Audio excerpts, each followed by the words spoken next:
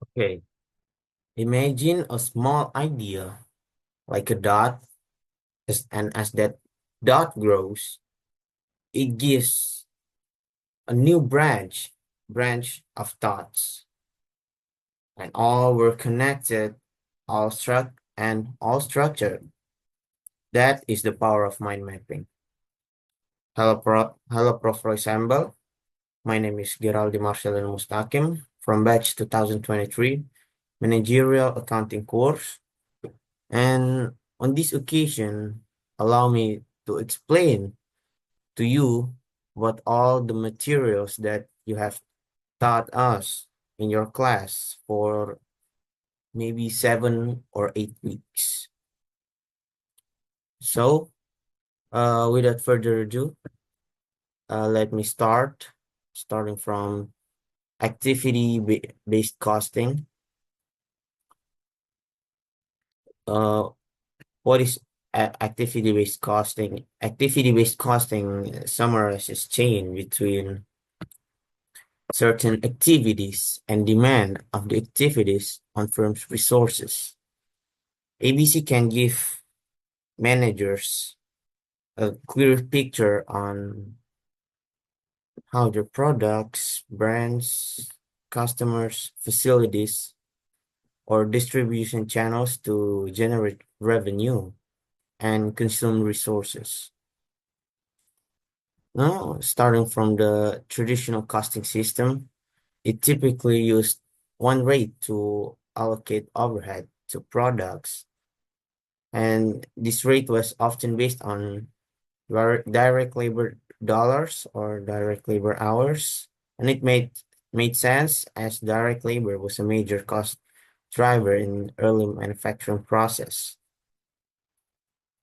For the costing review, there's a 3 point that uh, I want to discuss. First is cost per unit.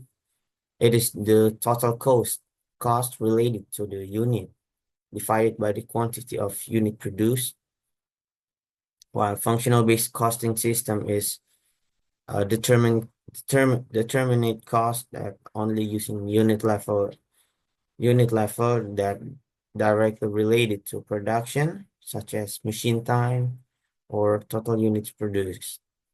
And predetermined overhead rate is calculated and utilized to allocate cost.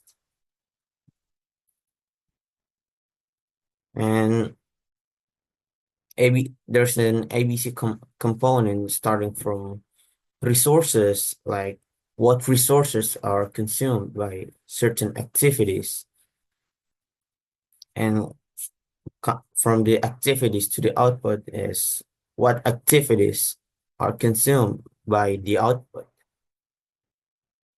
What is the use of ABC? We can utilize ABC under some condition if you have multiple products, complex production system, significant variation among products with a high and low volume.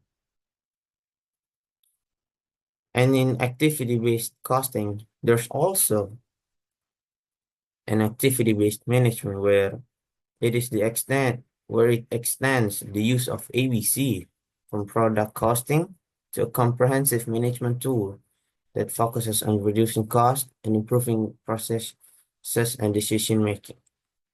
Talking about activity-based costing, uh,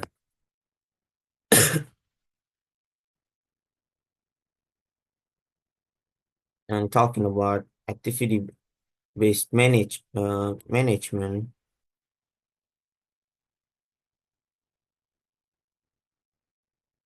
activity-based management extends the use of ABC from product costing to a comprehensive management tool that focuses on reducing costs and improving processes and decision making. Activity-based management is to reduce or eliminate non-value related activities, and it is a part of continuous improvement of operation and activities. ABM classifies all activities as value added or non-value added. We can use activity-based management to eliminate non-value added activities and cost. Now coming to our decision tree analysis. Of course, if, this before we talk about decision tree analysis, we can talk about risk and uncertainty. They both might sound the same, but it is totally different.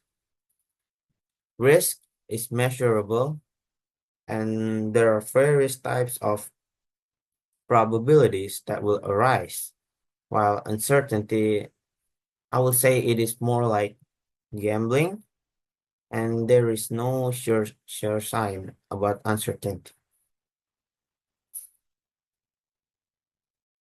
This decision tree offer a visual tool that can represent the key elements in a model for decision making under risky situation, and it helps organize elements by distinguishing between decision and random events, and it describes the choices and risk facing a single decision-making agent. Here is the some example from our PPT, Prof. Roy. Uh, Permission to use one of your slides, and but this is the decision tree analysis. We're talking about if we want to build or upgrade our plant, there will be a new path or new branch, whether we want to make a new plant or upgrade the plant. And from those two options will also come another path that will lead to different different result as well. Okay. Uh Now talking about financial due diligence. Financial due diligence is an audit or investigation conducted by the company of the potential product or investment being planned by it. It is it is a reasonable level of inquiry into the financial affairs where having material impact that can have an impact on the prospect of the business.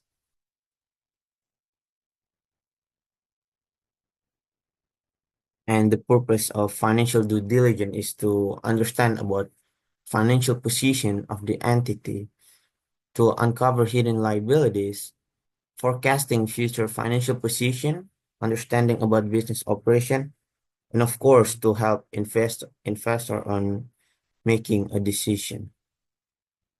Financial due diligence is about evaluation, interpretation, and communication. Now, talking about financial shenanigans. Financial shenanigans is an action or omission designed to hide or distort the real financial performance or financial condition of a company. Why do shenanigans exist? Because uh some of the reason is because it may prevent negative outcomes, or it may help company obtain financing. And also in financial shenanigans, there's a seven shenanigans. First one is recording revenue too soon. It is when you recording your revenue when important uncertainties exist, or when future services are still due. Recording bogus revenue is maybe you record your revenues from suppliers refunds from your suppliers as a revenue and boosting income with one-time gains. Maybe you're boosting your profits by selling undervalued assets or by retiring debt, shifting current expenses to a later or earlier period. You maybe were recording depreciation or amortization costs too slowly. Failing to disclose all liabilities, maybe you were reporting your revenue when cash is received in advance of providing services. Shifting current income to a later period, you're creating reserves and releasing them into income in a later period. And last is shifting future expenses into the current period. Maybe you were writing off future years, depreciation and amortization during the current year. That's all from financial shenanigans. Now coming to management control system. Management control system or MCS is a method that businesses use to assess their performance and make decisions.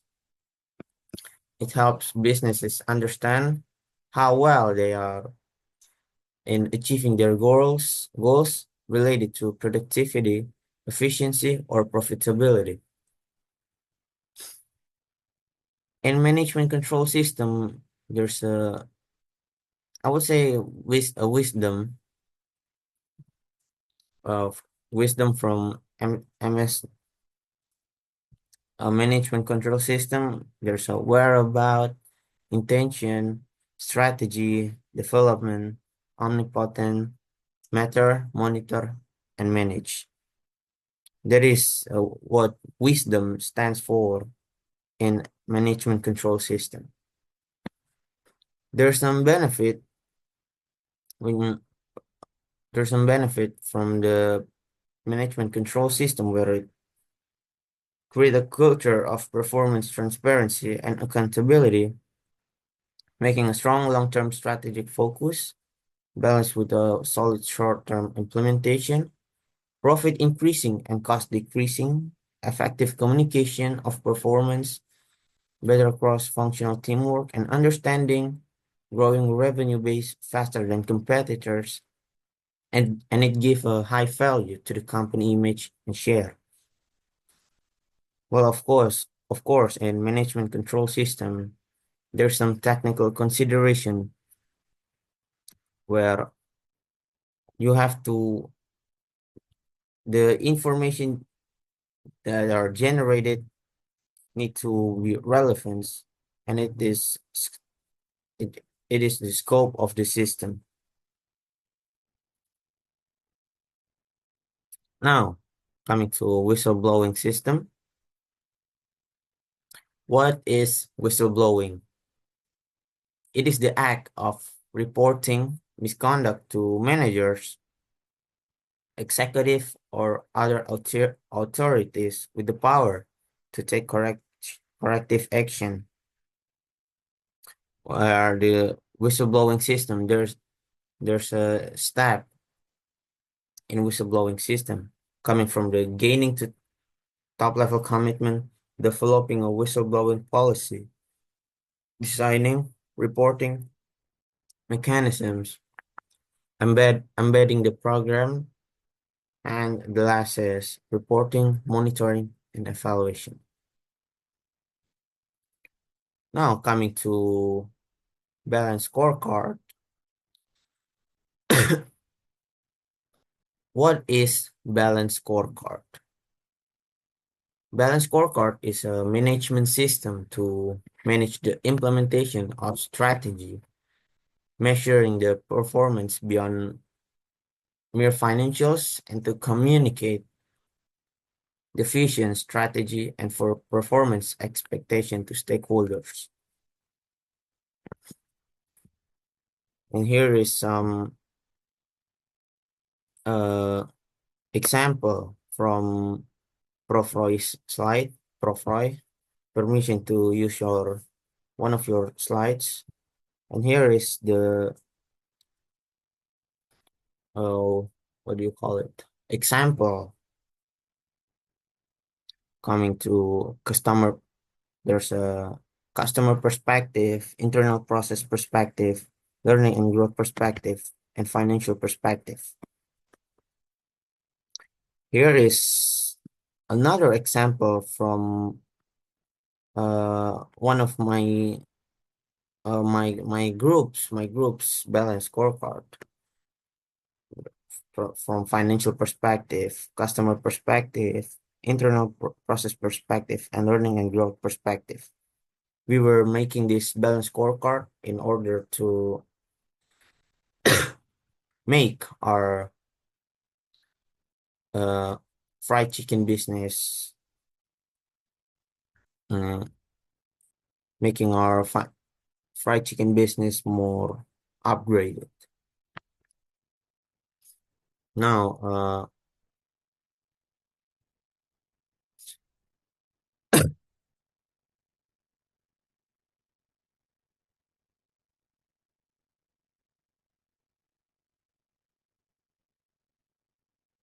now coming to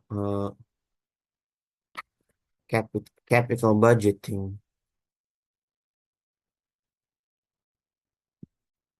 What is capital? What will the budgeting do? What is the use? And it capital budgeting can use to estimate expected future cash flows, evaluate the project based on capital, budgeting evaluation criteria, and it can use to decide whether which project is good or bad. In capital budgeting, there's there's three concepts that were used in capital budgeting, coming from initial cash outlays or your cash or your investment, operating cash flow, and last is terminal cash flow. And in capital budgeting concept, there's a severe weakness where capital budgeting concept is subjective, not consider time value of money, not consider required rate of return, and not consider all cash flow from the project. And there's another method when you want to do budgeting. There's a net present value. There's a net present value where it is the difference between discounted it is the difference between discounted expenses and income,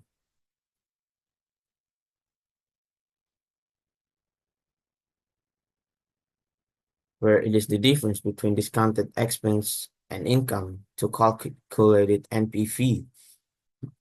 The data that are estimated is investment cost, operation and maintenance cost, and estimated benefits of the planned project that are required. Next is profitability index or PI.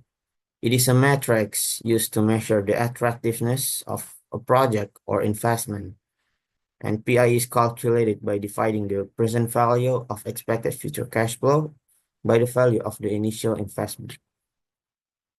And last is internal rate of return or IRR, where it is an indicator of the efficiency level of an investment. It is a project or investment that can be made if the rate of return is greater than the rate of return when investing something. Now, coming to our strategic plan. What is strategic plan? Stra- uh, in strategic plan, there's four steps where four steps when you want to do planning. There's a scanning, strategy formulation, strategy implementation, and measurement or performance.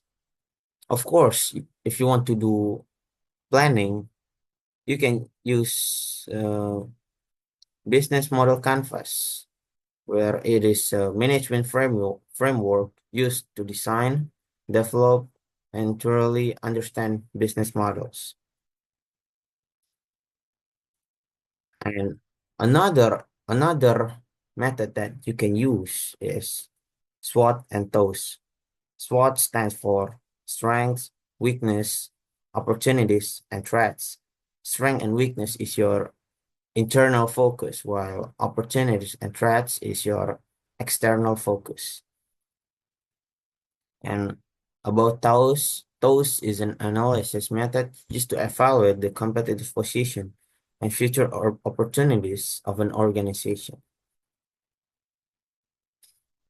The last is ESG, or environmental, social, and governance.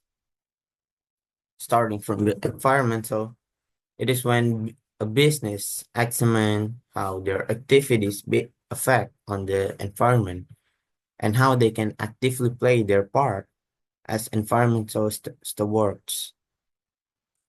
Next is S, stands for social. It is when business consider their reputation and relationship with stakeholders such as local communities, suppliers, customers, employees, and affiliated parties, and how they can create a positive impact for their conditions and welfare. And the third is G, stands for governance. It is when a business is maintain good governance principles to ensure going concern. The company is of course, talking about ESG, or environmental social governance, is important for a company.